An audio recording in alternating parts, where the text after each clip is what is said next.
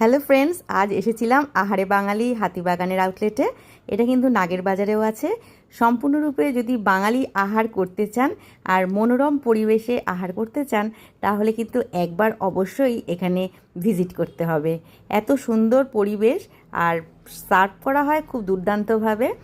কাঁসার থালার মধ্যে, কাঁসার গ্লাস, কাঁসার বাটির মধ্যে খাবার দেওয়া হয়, আর তার মধ্যে কলা পাতা বিছিয়ে দেওয়া হয়।